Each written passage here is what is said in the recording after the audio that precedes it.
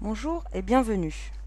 Cette vidéo s'inscrit dans le cadre des formations en bioinformatique NGS et cancer organisées par le Cancéropole d'Île-de-France.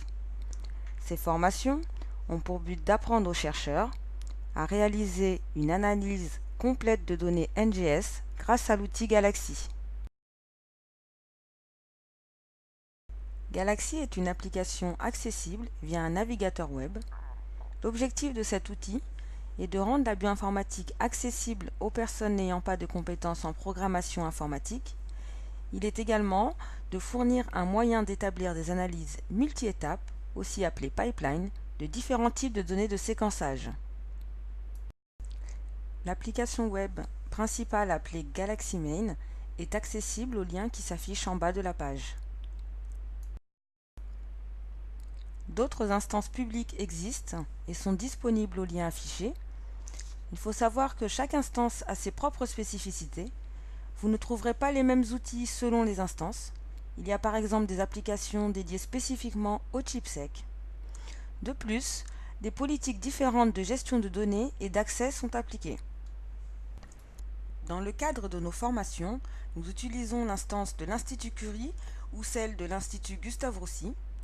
À la suite de ces formations, vous pourrez utiliser ces applications en respectant les protocoles de dépôt de données standards et les limites définies par chacune.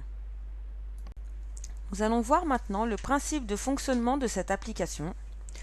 Tout d'abord, l'utilisateur doit envoyer ses données, puis les analyser à l'aide de l'interface graphique.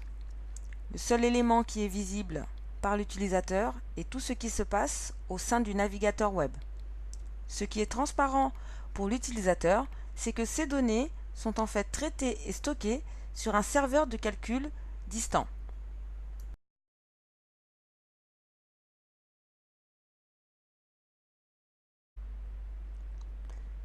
Voici comment se présente une interface type Galaxy.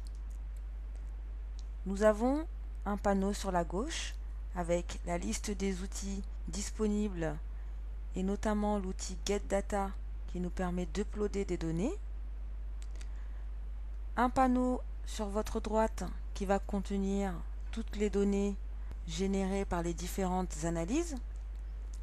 Un panneau central qui sert à remplir les formulaires des différents outils. Et dans la barre du dessus, nous avons différents onglets qui nous permettent d'accéder à toutes les fonctionnalités de Galaxy. Nous avons également sur notre droite l'espace que nous utilisons actuellement. Dans la suite de ce tutoriel vidéo, vous allez passer à la pratique et voir comment analyser vos données de séquençage à haut débit.